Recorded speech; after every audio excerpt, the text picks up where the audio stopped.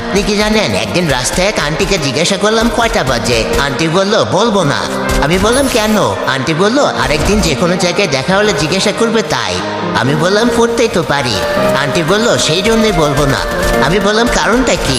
Aunty বলল এই ধরো এইভাবে কথা বলতে বলতে আমরা পরিচিত হব, হঠাৎ আমার বাসার সামনে দিয়ে যাবে, চোখের সামনে বলে বাসায় আসতে বলবো ভাতিজার খাতিরে, বাসায় এনে বসতে দিব, তারপর চা এনে দেবো, এরপর তুমি বলবে চাটা দারুণ হয়েছে, কে তৈরি করেছে?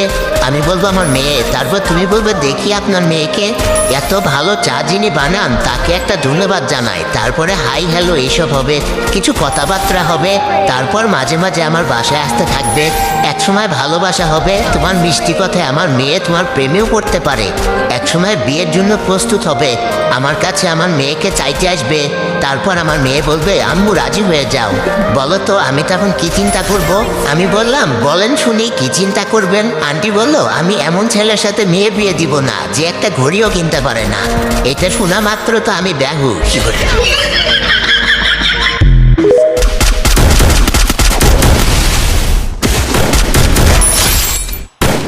Killing spree!